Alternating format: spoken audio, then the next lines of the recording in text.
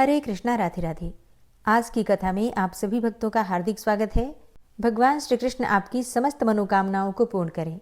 9 जनवरी 2026 दिन है शुक्रवार और आज माघ मास की कृष्ण पक्ष की सप्तमी तिथि है।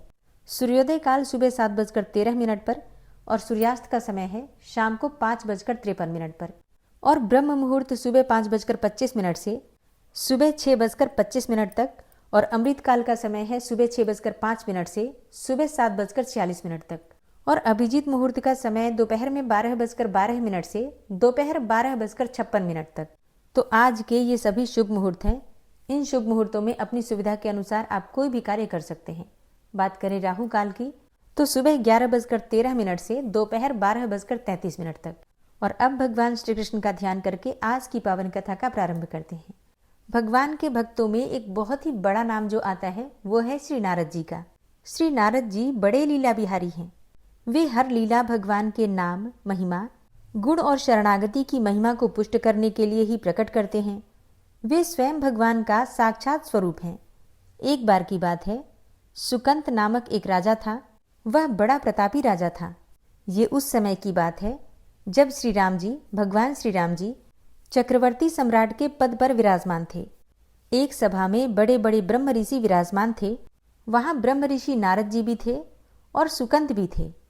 नारद जी सुकंत जी को सभा के बाहर मिल गए। नारद जी ने उनसे पूछा, अंदर प्रभु के दर्शन करने जा रहे हो? सुकंत जी ने कहा, हाँ। नारद जी बोले, वहां बहुत से ब्रह्म ऋषि बैठे हैं, सबको प्रणाम भी करोगे क्या? सुकंत जी ने कहा, हाँ, मर्यादा है संतों को प्रणाम करने की। नारद जी बोले, विश्वामित्र जी भी वहां बैठे हैं, क्या उन्हें भी प्रणाम करोगे? तब सुकंत बोले, हाँ, वे तो ब्रह्म ऋषि हैं। नारद जी बोले, ब्रह्म ऋषि कहाँ हैं? वे तो क्षत्रिय कुल में कौशिक वंश में प्रकट हुए हैं।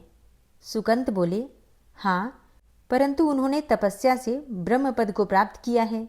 नारद जी बोले, परंतु मूल में तो क्षत्रिय ही हैं, है ना? सुकंत बोले, आप कहना क्या चाहते हैं? तब नारद जी बोले, उन्हें बस ऐसे ही प्रणाम कर लेना, माथा मत रखना, बाकी सभी ऋषियों के आगे माथा टेक लेना। अब इसके बाद सुकंत जी भगवान के दरबार में गए तो उन्होंने भगवान को नमन किया। सभी ऋषियों के चरणों में मस्तक रखा, पर जब विश्वामित्र जी के पास पहुंचे तो केवल हाथ जोड़कर प्रणाम किया, लेकिन माथा नहीं रखा। विश्वामित्र जी ने तो ध्यान तक नहीं दिया।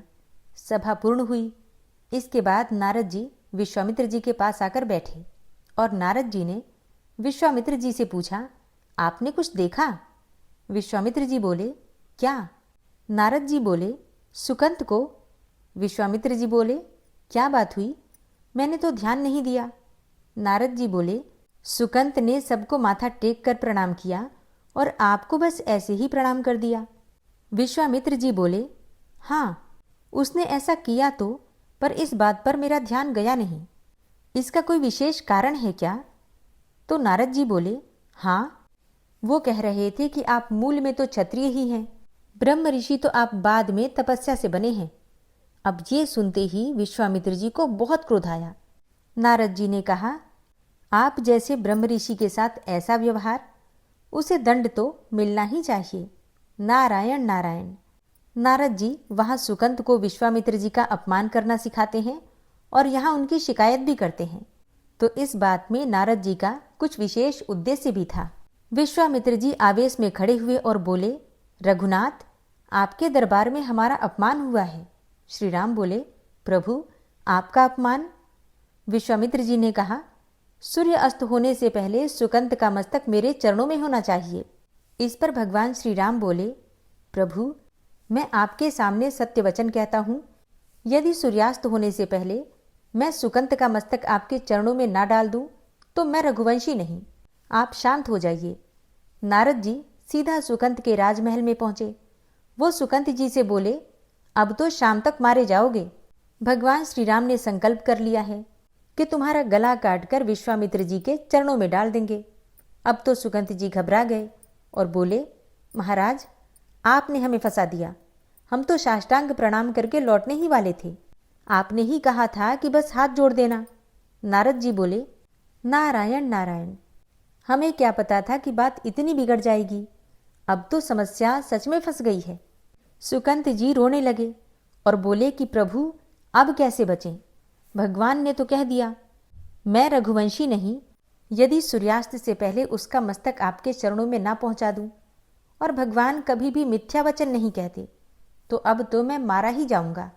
कोई उपाय है प्रभु? तब नारद जी बोले, नारायण नारायण, एक ही उपाय है, हनुमान जी, वही बचा सकते हैं।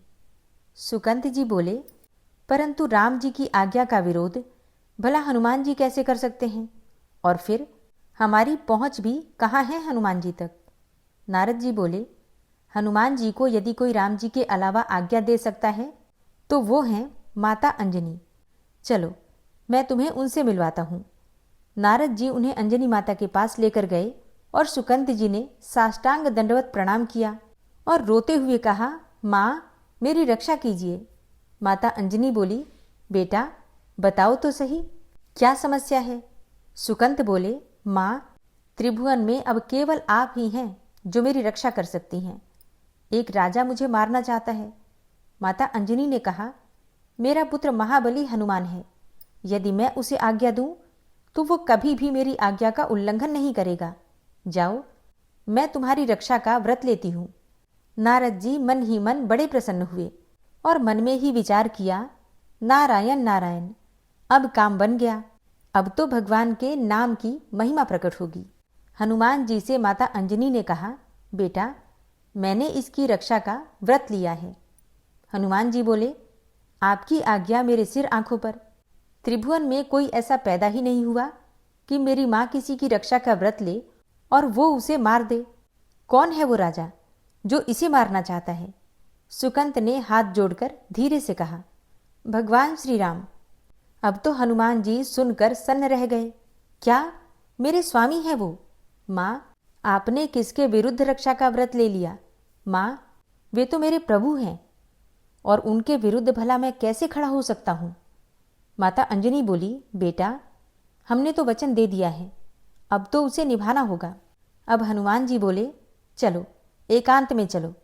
वे सुकंत को एकांत में ले गए। संध्या का समय निकट था, सूर्यास्त होने ही वाला था। हनुमान जी बोले, बस अब एक ही उपाय है, तुझे अपनी हर श्वास में राम नाम जपना होगा और जहाँ राम नाम रुका वहीं भगवान का बाण तुझे समाप्त कर देगा। पर यदि तेरी हर श्वास में राम नाम चलता रहा तो तू बच जाएगा। तू बस सीताराम सीताराम सीताराम यही जपता रहे। अब यह क्रम कभी टूटना नहीं चाहिए। यदि बीच में जरा भी अंतर पड़ा तो प्रभु का अमोघ बाण तुझे काट देगा। अब तू चिंता मत कर, बैठ जा और नाम जप शुरू कर दे। सुकंत बैठ गए और जपने लगे, सीताराम सीताराम सीताराम। हनुमान जी महाराज ने करताल उठाई और वो भी प्रभु का नाम जपने लगे और उनके आसपास नृत्य करने लगे। उधर भगवान श्री राम ने अमोघ बाण का संधान किया। बाण छोड़ा गया और वह तीव्र वेग से चला, लेकिन जहां हनुमान जी महाराज और सुकंत नाम जप कर रहे थे वहां पहुंचकर बाण रुक गया। उसने उन दोनों की परिक्रमा की और वापस लौट गया। अब तो भगवान श्री राम चकित रह गए।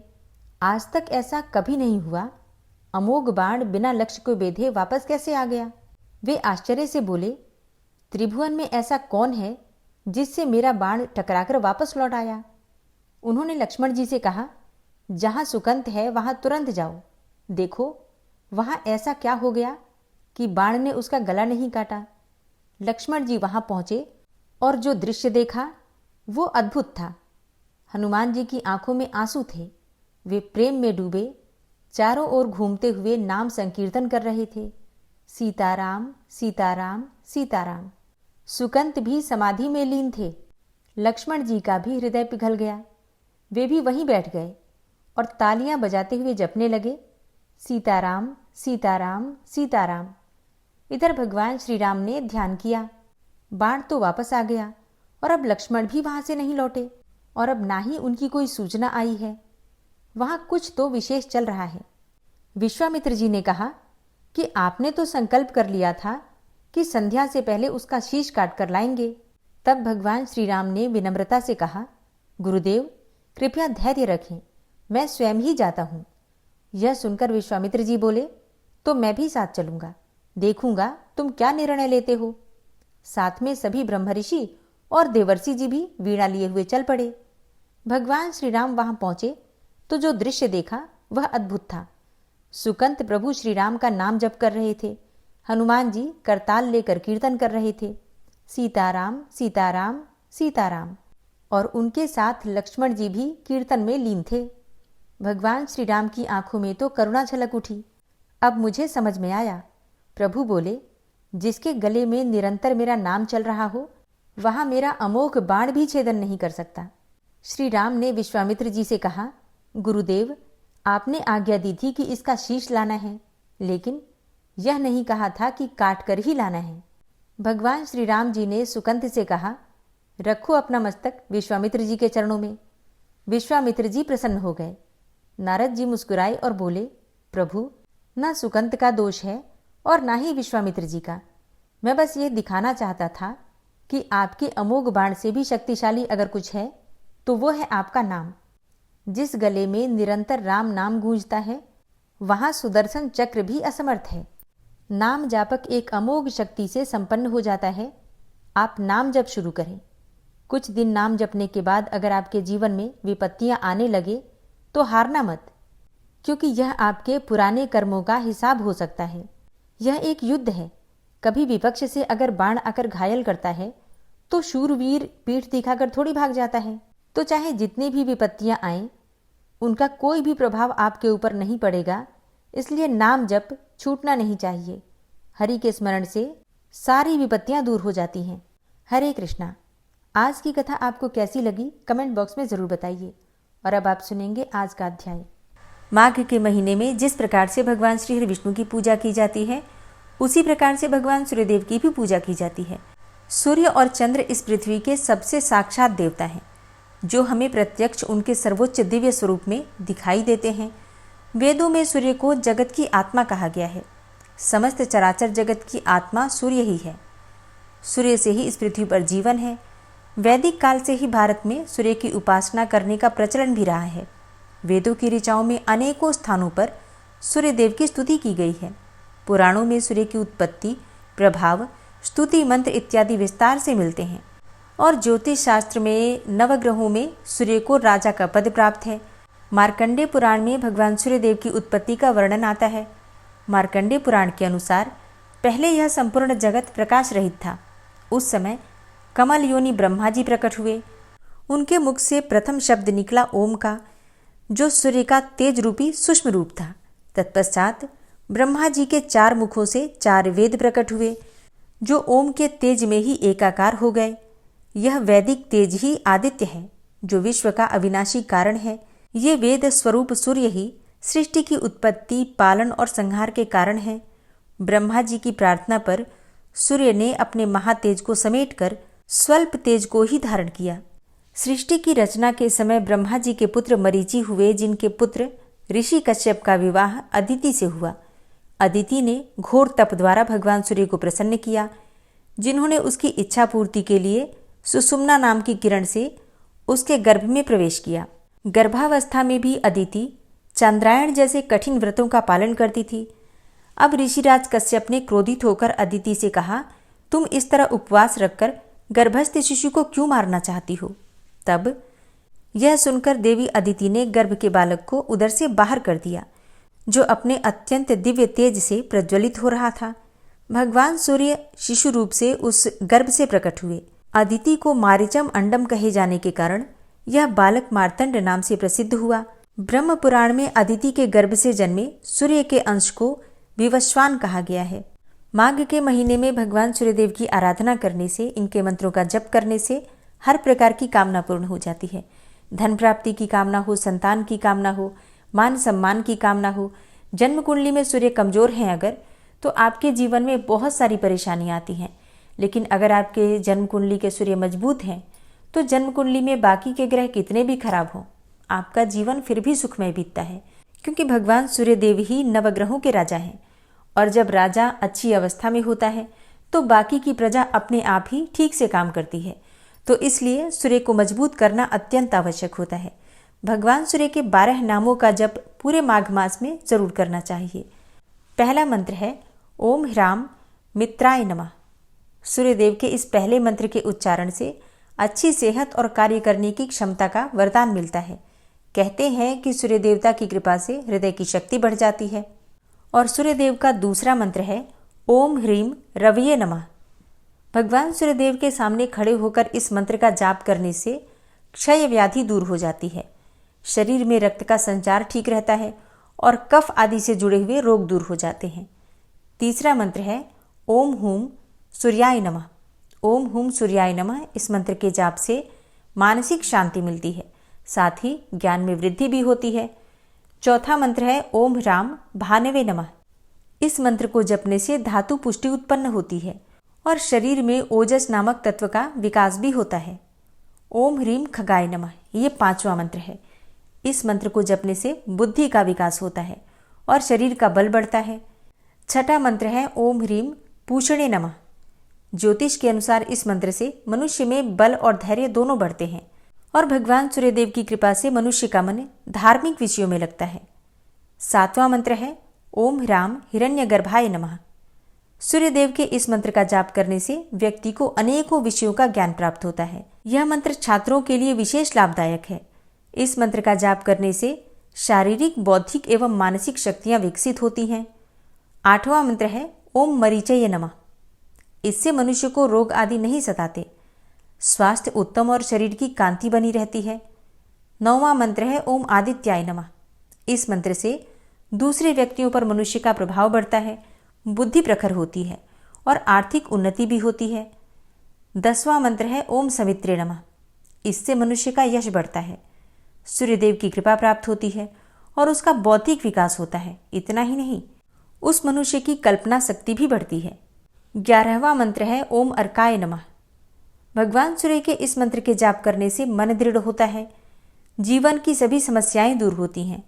वेदों के रहस्यों और विभिन्न शास्त्रों के रहस्यों को जानने के लिए यह मंत्र बहुत लाभदायक है। 12वां मंत्र है ओम भास्कराय नमः। इससे शरीर में बाह्य और आंतरिक स्वच्छता उत्पन्न होती है और शरीर कांतिमय होता है और मनुष्य का मन सदैव प्रसन्न रहता है। रविवार के दिन भगवान सूर्यदेव की कृपा पाने के लिए उन्हें नियमित रूप से अर्घ्य देकर इनमें से किसी भी एक मंत्र का जाप कर सकते हैं। चाहे तो 12 मंत्र का जाप आप प्रतिदिन भी कर सकते हैं। इससे सुख, समृद्धि और अच्छी सेहत का वरदान मिलता है। भगवान सूर्यदेव जो कि आत्मा के कारक हैं, उनकी पूजा करने से वंश वृद्धि होती है। तो जिनको भी संतान की प्राप्ति में बाधाएं आ रही हैं, वंश की वृद्धि रुकी हुई है, उन्हें भगवान सूर्यदेव की पूजा नियमित करनी चाहिए। भगवान सूर्यदेव की पूजा के लिए आपको एक तांबे का पात्र लेना होता है। उस पात्र में आप गंगा जल डाल सकते हैं या फिर सिर्फ शुद्ध जल से भी उस पात्र को भर सकते हैं। उसमें थोड़ी सी हल्दी, थोड़ी सी रोली, थोड़ा सा अक्षत, थोड़ा सा गुड़ और एक लाल फूल डालकर भगवान सूर्यदेव को जल दीजिए। ये जो नाम आपने सुने अभी 12 नाम, इनमें से कोई भी एक नाम जप करते हुए भगवान सूर्यदेव को जल दे सकते हैं।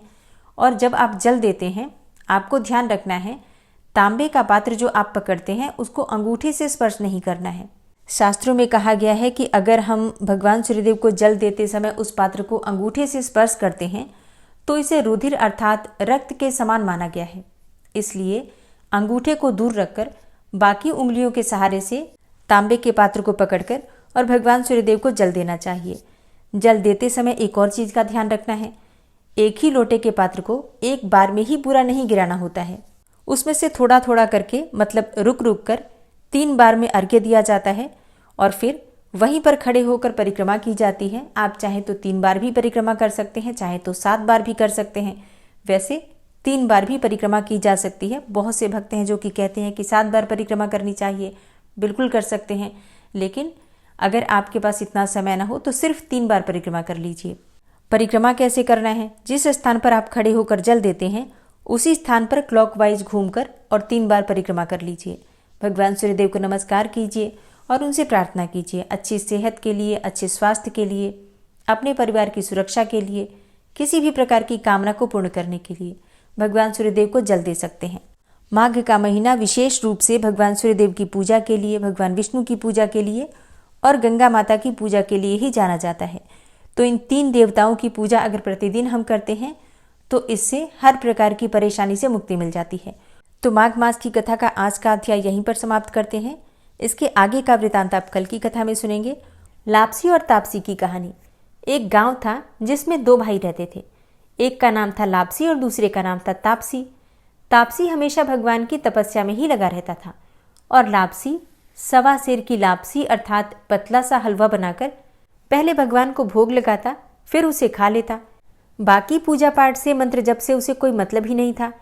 पूजा का मतलब उसके लिए सिर्फ भगवान को भोग लगाना था और भोग लगाने के बाद उस भोग को प्रसाद स्वरूप खा लेता था। तो दोनों के जैसे नाम थे वैसे ही गुण थे।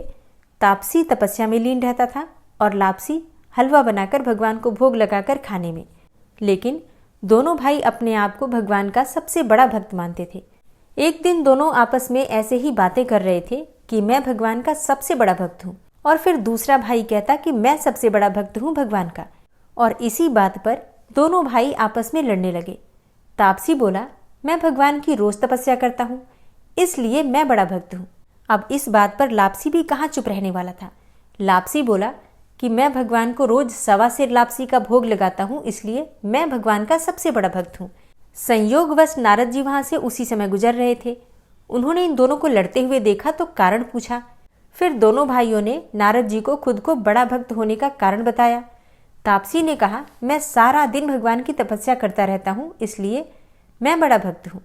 और लापसी कहने लगा कि मैं तो भगवान को प्रतिदिन सवा सेर लापसी का भोग लगाता हूँ, इसलिए मैं बहुत बड़ा भक्त हूँ। नारद जी ने उन दोनों को सुना और फिर उन दोनों से कहा कि मैं तुम्हारी भक्ति का फैसला कल करूंगा। दूसरे दिन स्नान इत्यादि करने के बाद लापसी और तापसी अपनी अपनी भक्ति दिखाने के लिए निकल पड़े। तो नारद जी ने चुपके से 1.25 करोड़ की एक एक अंगूठी दोनों के रास्ते में ऐसे रख दी कि उनकी नजर उस अंगूठी पर पड़े और उन्हें ऐसा लगे कि किसी की कीमती चीज गिर गई है। तापसी की नजर जब उस अंगूठी पर पड़ी तो चुपचाप उसने अंगूठी उठा ली और जब तपस्या करने लगा तब उसने वो अंगूठी अपने घुटने के नीचे दबा ली और फिर मन ही मन सोचने लगा कि आज तो बड़ी कीमती चीज हाथ लग गई है। अब तो लापसी की सारी हेकड़ी निकाल दूंगा, क्योंकि ये अंगूठी तो काफी कीमती लगती है। इसे बेचने से बहुत सारा धन मिलेगा, जिससे मैं यज्ञ करूंगा और अपने आप ही बड़ा भक्त बन जाऊंगा। लापसी की नजर भी रास्ते में पड़ी हुई अंगूठी पर पड़ी, पर उसने उस पर ध्यान ही नहीं दिया। भगवान को भोग लगाकर लापसी खाने लगा। लापसी को भी रत्न जड़ित अंगूठी दिखी थी, पर उसने सोचा ये मेरे किस काम की है। इसे कोई भी अगर मेरे पास देखेगा तो मेरी गर्दन काट देगा और इसे ले जाएगा। ऐसा विचार करके उसने अंगूठी को अनदेखा कर दिया। जब नारद जी सामने आए तो दोनों ने पूछा, बताइए देवर्षि, हम दोनों में से कौन बड़ा है? तब नारद जी ने तापसी को खड़े होने को कहा और पूछा कि तेरे घुटने के नीचे क्या है? जब तापसी खड़ा हुआ तो उसके घुटने के नीचे दबी हुई अंगूठी दिखाई पड़ी। नारद जी तापसी से बोले, इतनी तपस्या करने के बाद भी तुम्हारी चोरी की आदत नहीं गई? तुमसे तो लापसी ही बड़ा है और तुम्हें तुम्हारी तपस्या का कोई फल भी नहीं मिलेगा, क्योंकि तुम्हारा ध्यान तो चोरी की तरफ था। तब तापसी शर्मिंदा होकर नारद जी से माफी मांगने लगा और पश्चाताप करने लगा। उसने नारद जी से पूछा, हे प्रभु, मुझे बताइए कि मेरी भक्ति का फल मुझे कैसे मिलेगा? अब जो नारद जी ने बताया वो सबके लिए बहुत समझने की बात है। नारद जी ने कहा कि अगर कोई किसी भी दिन गाय और कुत्ते की रोटी नहीं बनाएगा तो उसका संपूर्ण शुभ फल जो है वो तुझे प्राप्त होगा। मतलब जो भी पुण्य वो करेगा व्यक्ति, उसका फल तापसी को मिल जाएगा। और अगर कोई ब्राह्मण को भोजन कराकर दक्षिणा नहीं देगा तो उसका फल भी तुझे मिलेगा। यदि कोई साड़ी किसी को दे और उसके साथ उसका ब्लाउज न दे तो उसका भी जो पुण्य फल होगा वो तुझे मिल जाएगा। यदि कोई एक ही दिए से दूसरा दिया जलाएगा तो उसका भी जो पुण्य फल होगा वो तुझे मिल जाएगा। और अगर कोई सारी कहानी सुने लेकिन तुम्हारी कहानी न सुने तो उसका भी जो पुण्य फल होगा वो तुम्हें ही मिल जाएगा। उसी दिन से हर कहानी के अंत में लापसी और तापसी की कहानी जरूर सुनी जाती है। ओम विश्वम विष्णुर्वचटकारो भूतभव्य भवत्प्रभु भूतकृत भूतभृत भावो भूतात्मा भूतवाहन भूतात्मा परमात्मा च मुक्तानां परमागति अव्ययः पुरुषः साक्षी क्षेत्रज्ञो अक्षर एव च योगो योग विदाम नेता प्रधान पुरुषेश्वरः नारसिंह वपु श्रीमान केशवः पुरुषोत्तम सर्वः शर्वः शिवस्थाणुर्भूतादिर्निधिर्व्ययः संभवो भावनो भर्ता प्रभवः प्रभुरीश्वरः स्वयंभू शंभुरादित्यः पुष्कराक्षो महास्वनः अनादिनिधनो धाता विधाता धातुरुत्तमः अप्रमेयो ऋषिकेश पद्मनाभो अमरप्रभु विश्वकर्मा मनुस्त्वष्टा स्थविष्ठस्थविरो ध्रुवः अग्राह्यः शाश्वतः कृष्णो लोहिताक्षः प्रतर्दन प्रभूतस्त्रिककुब्धाम पवित्रं मङ्गलं परम् ईशानः प्राणदः प्राणो ज्येष्ठः श्रेष्ठः प्रजापति हिरण्यगर्भो भूगर्भो माधवो मधुसूदनः ईश्वरो विक्रमी धन्वी मेधावी विक्रमः क्रमः अनुत्तमो दुराधर्षः कृतज्ञः कृतिरात्मवान् सुरेशः शरणं शर्म विश्वरेताः प्रजाभवः अह संवत्सरो व्याल प्रत्ययः सर्वदर्शनः अज सर्वेश्वर सिद्ध सिद्धे सर्वादिर्च्युत वृषाकपिर्मेयात्मा सर्वयोगविनिश्रित वसुर्वसुमना सत्य समात्मा संमितः सम अमोघ पुण्डरीकाक्षो वृषकर्मा वृषाकृतिः रुद्रो बहुशिरा बभ्रुर्विश्वयोनिः शुचिश्रवः अमृतः शाश्वतस्थाणुर्वरारोहो महातपः सर्वगः सर्वविद्भानुर्विश्वक्सेनो जनार्दनः वेदो वेदविद्व्यङ्गो वेदाङ्गो वेदवित्कविः लोकाध्यक्ष सुराध्यक्षो धर्माध्यक्ष कृताकृत चतुरात्मा चतुर्व्यूहश्चतुर्द्रष्टश्चतुर्भुज भ्राजिष्णुर्भोजनं भोक्ता सहिष्णुर्जगदाति च अनघो विजयोजेता विश्वयोनिः पुनर्वसु उपेन्द्रो वामनः प्रांशुर्मोघः शुचिरुर्जिता अतीन्द्रः सङ्ग्रहः सर्गो धृतात्मा नियमो यमः वेद्यो वैद्यः सदा योगी वीरः माधवो मधु अतीन्द्रियो महामायो महोत्साहो महाबलः महाबुद्धिर्महावीर्यो महाशक्तिर्महाद्युतिः अनिर्देश्य वपुः श्रीमान् मेयात्मा महाधृतिक् महिश्वासो महीभर्ता श्रीनिवास सतां गति अनिरुद्ध सुरानन्दो गोविन्दो गोविन्दाम्पति मरीचिर्दमनो हंस सुपर्णो भुजगोत्तम हिरण्यनाभ सुतपा पद्मनाभ प्रजापति अमृत्यु सर्वदिक्सिंह सन्धाता सन्धिमानस्थिर अजो दूर्मर्षणः शास्ता विश्रुतात्मा सुरारिः गुरुर्गुर्तमो धाम सत्य सत्यपराक्रम निमिषो अनिमिषो श्रग्वी वाचस्पतिरुदारधि अग्रणिर्ग्रामणी श्रीमान् न्यायो नेता समीरण सहस्रमूर्धा विश्वात्मा सहस्राक्ष सहस्रपात् आवर्तनो निवृत्तात्मा संवृतः संप्रमर्दन अह संवर्तको वहनिर्निलोधरणीधरः सुप्रसादः प्रसन्नात्मा विश्वदृग्विशुभुग्विभु सत्कर्ता सत्कृतः साधु जहर्नुर्नारायणो नरः असंख्येयो अप्रमेयात्मा विशिष्टशिष्टकृच्छुवि सिद्धार्थ सिद्धसङ्कल्प सिद्धिदः सिद्धिसाधनः वृषाहि वृषभो विष्णुर्विष्पर्वा वृषोदरः वर्धनो वर्धमानश्च विविक्तः श्रुतिसागरः सुभुजो दूर्धरो वाग्मी महेन्द्रो वसुदो वसु नैकरूपो बृहद्रूप शिपिविष्टः प्रकाशनः ओजस्तेजो द्युतिधर प्रकाशात्मा प्रतापनः रिद्धस्पष्टाक्षरो मन्त्रश्चन्द्रांशुर्भास्करदुतिः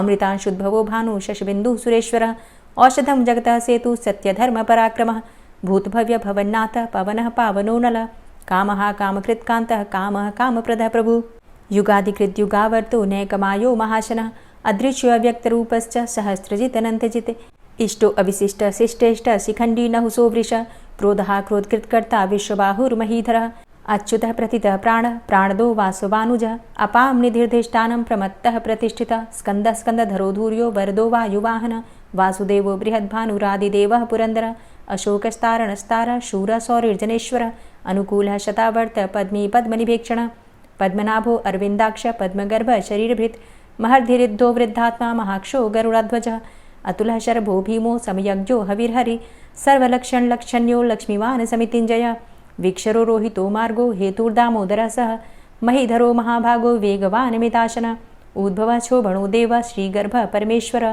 करणं कारणं कर्ता विकर्ता गहनो गुह व्यवसायो व्यवस्थान संस्थान स्थानदो ध्रुव परर्थी परमस्पस्तुष्ट पुष्ट शुभेक्षणः रामो विरामो विरजो मार्गो नेयो नयोनयः वीर शक्तिमतां श्रेष्ठो धर्मो धर्मविदुत्तमः वैकुण्ठः पुरुषः प्राणदः प्रणवः पृथु हिरण्यगर्भः शत्रुघ्नो व्याप्तो वायुरुधोक्षजः ऋतुः सुदर्शनः कालः परमेष्ठी परिग्रहः उग्रः संवत्सरो दक्षो विश्रामो विश्वदक्षिणः विस्तारः स्थावरस्थाणु प्रमाणं बीजमव्ययम् अर्थो अनर्थो महाकोशो महाभोगो महाधनः अनिर्विण्णः स्थविष्टोभू धर्मयुपो महामख नक्षत्रनेमिर्नक्षत्री क्षमः समीहनः यज्ञ इज्यो महेज्यश्च क्रतुसत्रं सतां गतिः सर्वदर्शी विमुक्तात्मा सर्वज्ञो ज्ञानमुत्तमं सुव्रतः सुमुखः सुष्मा सुघोषः सुखदः सुहृतः मनोहरो जित्क्रोधो वीरबाहुर्विदारणः स्वापनः स्ववसो व्यापी नैकात्मा नैककर्मकृत् वत्सरो वत्सलो वत्सी रत्नगर्भो धनेश्वरः धर्मगुप्त धर्मकृद्धर्मी सदसक्षरमक्षरम् अविज्ञाता सहस्रांशुर्विधाता कृतलक्षणः गभस्तिनेमिः सत्त्वस्थः सिंहो भूतमहेश्वरः आदिदेवो महादेवो देवेशो देवभृद्गुरुः उत्तरो गोपतिर्गोप्ता ज्ञानगम्यः पुरातनः शरीरभूतभृद्भोक्ता कपीन्द्रो भूरि दक्षिणः सोमभो अमृतपः सोम पुरुजित पुरुषोत्तमः विनयोजय सत्यसन्धो दाशाः सात्वताम्पतिः जीवो विनयिता साक्षी मुकुन्दो अमितविक्रमः अम्भो निद्रणन्तात्मा महोदधी शयोन्तकः अजो महारः स्वाभाव्यो जितामित्रः प्रमोदन आनंदो नंदनो नंदः सत्यधर्मा त्रिविक्रमः महर्षि कपिलाचार्यः कृतज्ञो मेदिनीपतिः त्रिपदस्त्रिदशाध्यक्षो महाशृंग कृतांतकृत महावराहो गोविंदः सुखेणः कनकांगदी गुह्यो गभीरो गहनो गुप्तश्चक्र गदाधरः वेधा स्वांगो अजितः कृष्णो दृढ संकर्षणोच्युत वरुणो वारुणो वृक्ष पुष्कराक्षो महामनाः भगवान् भगानंदी वनमाली हलायुध आदित्यो ज्योतिरादित्यः सहिष्णुर्गतिसत्तमः सुधन्वाखण्ड परशुर्दारुणो द्रविडप्रदः दिविस्त्रिक्सर्वदृग्व्यासो वाचस्पतिर्योनिजः त्रिसामासामगः साम निर्वाणं भेषजम्भिषक्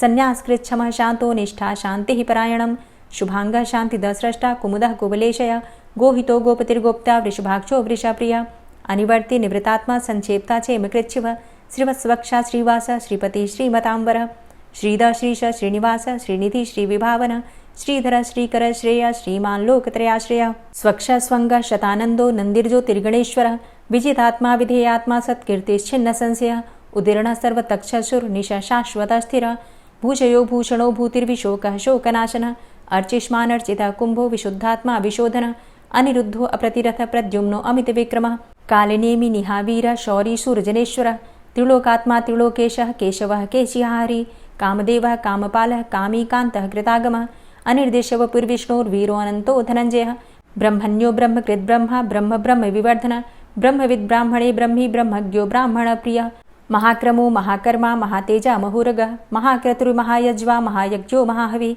स्तव्यः स्तव प्रियः स्तोत्रं स्तुतिस्तोतारणप्रियः पूर्णः पुरैता पुण्य पुण्यकीर्तिर्नामयः मनोजवस्तीर्थकरो वसुरेता वसुप्रद वसुप्रदो वासुदेव वसुर्वसुमनाहवि सद्गतिः सत्कीर्तिः सत्ता सद्भूति सत्परायणः शूरसेनो यदुश्रेष्ठः सन्निवासः सुयामुनः भूतावासो वासुदेवः सर्वासु निलयोऽनलः दर्पः दर्पदो दृप्तो दूढरोथा पराजितः विश्वमूर्तिर्महामूर्तिर्दीप्तमूर्तिर्मूर्तिमान् अनेकमूर्तिरव्यक्तः शतमूर्तिः शताननः एको नैकः सवः किं यत्तत्पदमनुत्तमं लोकबन्धुर्लोकनाथो माधवो भक्तवत्सलः सुवर्णवर्णो हेमांगो वरांगश्चन्दनांगदी वीरः विषमः शून्यो घृताशीर चलश्चलः अमानीमानदो मान्यो लोकस्वामी त्रिलोकधृक् सुमेधा मेधजो धन्यः सत्यमेधा धराधरः तेजो वृषः द्वितिधरः सर्वशस्त्रभृतांबर प्रग्रहो निग्रहो व्यग्रो नैकशृङ्गो गदाग्रजः चतुर्मूर्तिश्चतुर्बाहुश्चतुर्व्यूहश्चतुर्गति चतुरात्मा चतुर्भावश्चतुर्वेदविदेकपात् समावर्तो अनिवृतात्मा दुर्जयो दुरतिक्रम दुर्लभो दुर्गमो दुर्गो दुरावासो दुरारिः शुभांगो लोकसारंग शुतन्तुस्तन्तुवर्धन इंद्रकर्मा महाकर्मा कृतकर्मा कृतागम उद्भवः सुन्दरः सुन्दो रत्ननाभः सुलोचनः अर्को वाजसनः शृङ्गी जयन्तः सर्वविजयी सुवर्णबिन्दुरक्षोभ्य सर्वभागीश्वरेश्वरः महाह्रदो महागर्तो महाभूतो महानिधि कुमुदः कुन्दरः कुन्दः पर्जन्यः पावनो नीलः अमृताशो अमृतवपुः सर्वज्ञः सर्वतोमुखः सुलभः सुव्रतः सिद्धः शत्रुजित् शत्रुतापनः न्यग्रोधो दुम्बरो अस्वस्थश्चाणुरान्ध्रनिषूदनः सहस्रार्चिः सप्तजिह्वः सप्तैधा सप्तवाहनः अमूर्तिरणघो अचिन्त्यो भयकृद्भयनाशनः अणुर्बृहत्कृशः स्थूलो गुणभृन्निर्गुणो महान् अधृतः स्वधृतः स्वास्य प्राग्वंशो वंशवर्धनः भारभृतिकथितो योगी योगी स सर्वकामद आश्रमश्रमण क्षाम सुपर्णो वायुवाहन धनुर्धरो धनुर्वेदो दण्डोदमयितादम अपराजितः सर्वसहो नियन्ता नियमो यमः सत्त्ववान् सात्विकः सत्य सत्यधर्मपरायण अभिप्रायः प्रियार्होरः प्रियकृत्प्रीतिवर्धनः विहाय सगतिर्ज्योति सुरुचिर्हुद्भुग्विभु रविर्विलोचनः सूर्य सविता रविलोचनः अनन्तो हुद्भुग्भोक्ता सुखदो नैकजोग्रज अनिर्विण्ण सदामर्षि लोकाधिष्ठानमद्भुतः सनात सनातन्तमः कपिलः कपिरप्यय स्वस्तिदा स्वस्तिकृत् स्वस्ति स्वस्तिभुक् स्वस्ति दक्षिण रौद्रः कुण्डली चक्रे विक्रमयुर्जितशासन शब्दातिगः शब्दशः शिशिरः शर्वरीकर अक्रूरः पेशलो दक्षो दक्षिणः क्षमिणाम्बर विद्वतमो वितभय पुण्यश्रवणकीर्तन उत्तारणो दुष्कृतिः पुण्यो दुःस्वप्ननाशन वीरः रक्षण सन्तो जीवनः पर्यवस्थित अनन्तरूपो अनन्तसृर्जितमन्युर्भयापः चतुरष्ट्रो गभीरात्मा विदिशो व्यादिशो दिश अनादिर्भूर्भुवो लक्ष्मीः सुवीरो रुचिराङ्गद जननो जन्मादिर्भीमो भीमपराक्रम आधारनीलयोधाता पुष्पहासः प्रजागर ऊर्ध्वग सत्पथाचार प्राणदः प्रणमापण प्रमाणं प्राणनीलयः प्राणभृत् प्राणजीवनः तत्त्वं तत्त्वविदेकात्मा जन्म मृत्यु जरातिग पूर्वस्वस्तरुस्तार सविता प्रपितामह यज्ञो यज्ञपतिर्यज्वा यज्ञांगो यज्ञवाहन यज्ञभृद्यज्ञकृद्यज्ञ यज्ञभुग्यज्ञसाधन यज्ञान्तिकृद्यज्ञ गुह्यमन्यमन्नादेव च आत्मयोनिः स्वयं जातो वैखानः सामगायन देवकीनन्दन स्रष्टा क्षितिसः पापनाशन शङ्खभृन्नन्दकी चक्री शारङ्गधन्वा गदाधरः रथाङ्गपाणिरक्षोभ्य सर्वप्रहरणायुध ॐ नमः और अब आप सुनेंगे श्री तुलसी चालीसा। श्री तुलसी महारानी करु विनय सिरनाय, जो मम हो संकट विकट दीजे मात नशाय। नमो नमो तुलसी महारानी, महिमा अमित न जाए बखानी। दियो विष्णु तुमको सन्माना, जग में छायो सुयस महाना। विष्णु प्रिया जय जयति भवानी, तिहु लोक की हो सुख खानी। भगवत पूजा करे जो कोई, बिना तुम्हारे सफल न होई। जिन घर तव नहीं होय निवासा, उस घर कर ही विष्णु नहीं बासा। करें सदा जो तव नित सुमिरन, तेहि के काज होय सब पूरन। कार्तिक मास महात्म तुम्हारा, ताको जानत सब संसारा। तव पूजन जो करे कुंवारी, पावे सुंदर वर सुकुमारी। करे जो पूजा नित प्रति नारी, सुख संपत्ति से होय सुखारी। वृद्धा नारी करे जो पूजन, मिले भक्ति होवे पुलकित मन। श्रद्धा से पूजे जो कोई, भवनिधि से तर जावे सोई। कथा भागवत यज्ञ करावे, तुम बिन नहीं सफलता पावे। छायो तब प्रताप जग भारी, ध्यावत तुम्हि सकल चित धारी। तुम्ही मात यंत्रन तंत्रन में, सकल काज सिद्धि होवे क्षण में। औषधि रूप आप हो माता, सब जग में तव यश विख्याता। देव ऋषि मुनि और तपधारी, करत सदा तव जय जयकारी। वेद पुराणन तव यश गाया, महिमा अगम पार नहीं पाया। नमो नमो जय जय सुख कारणी, नमो नमो जय दुख निवारणी। नमो नमो सुख संपत्ति देनी, नमो नमो अघ काटन चेनी। नमो नमो भक्तन दुख हरणी, नमो नमो दुष्टन मद छेनी।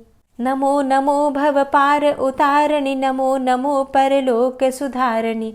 नमो नमो निज भक्त उबारणी, नमो नमो जन काज सवारणी। नमो नमो जय कुमति नशावनी, नमो नमो सब सुख उपजावनी। जयति जयति जय तुलसी माई, ध्याऊं तुमको शीश नवाई। निज जन जानी मोहि अपनाओ, बिगड़े कारज आप बनाओ। करूं विनय मैं मात तुम्हारी, पूर्ण आशा करहु हमारी। शरण चरण कर जोरी मनाऊं, निश दिन तेरे ही गुण गाऊं। करहु मात अब मोह पर दाया, निर्मल होए सकल मम काया।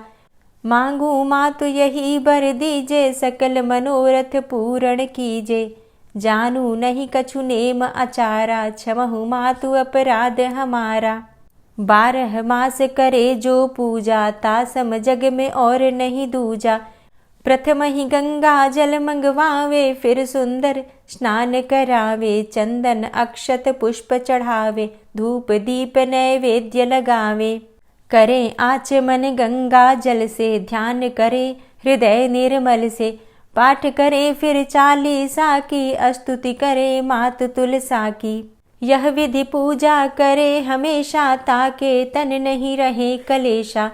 करे मास कार्तिक का साधन, सोवे नित पवित्र हुई जाहि। है यह कथा महासुखदाई, पढ़े सुने सो भव तर जाई। यह श्री तुलसी चालीसा, पाठ करे जो कोय। गोविंद सो फल पावही, जो मन इच्छा होय। तुलसी चालीसा संपूर्ण। और अब आप सुनेंगे तुलसी महारानी की आरती। तुलसी महारानी नमो नमो, हरि की पटरानी नमो नमो। तुलसी महारानी नमो नमो, हरि की पटरानी नमो नमो। धन्य तुलसी पूर्ण तप कीनो, धन्य तुलसी पूर्ण तप कीनो। शालिग्राम की बनी पटरानी नमो नमो। तुलसी महारानी नमो नमो, हरि की पटरानी नमो नमो। जाके पत्र मंजरी कोमल, जाके पत्र मंजरी कोमल। श्रीपति कमल चरण लपटानी नमो नमो, हरि की पटरानी नमो नमो। तुलसी महारानी नमो नमो। धूप दीप नैवेद्य आरती, धूप दीप नैवेद्य आरती पुष्पन की वर्षा बरसानी नमो नमो हरि की पटरानी नमो नमो तुलसा महारानी नमो नमो 56 भोग 36 व्यंजन 56 भोग 36 व्यंजन बिन तुलसा हरि एक न मानी नमो नमो तुलसी महारानी नमो नमो हरि की पटरानी नमो नमो सभी सखी मैया तेरो यश गावे सभी सखी मैया तेरो यश गावे भक्ति दान दीजे महारानी नमो नमो तुलसा महारानी नमो नमो हरि की पटरानी नमो नमो नमो नमो तुलसा महारानी नमो नमो तुलसी महारानी तुलसी महारानी नमो नमो हरि की पटरानी नमो नमो तुलसी महारानी नमो नमो हरि की पटरानी नमो नमो। प्रेम से बोलिए तुलसी मैया की जय। गुप्त नवरात्रि और मकर संक्रांति के विषय में जानना चाहते हैं तो चैनल पर वीडियो अपलोड हो चुकी है, आप लोग उसे देख सकते हैं। और आज की कथा आपको कैसी लगी कमेंट बॉक्स में ज़रूर बताइए। अच्छी लगी हो वीडियो तो लाइक कीजिए, शेयर कीजिए और चैनल पर पहली बार आए हैं तो सब्सक्राइब करके बेल आइकन को ज़रूर प्रेस कर लीजिए अगर आपको आज की वीडियो अच्छी लगी है तो। मिलती मैं आपसे अगली वीडियो में, तब तक के लिए जय श्री राधे।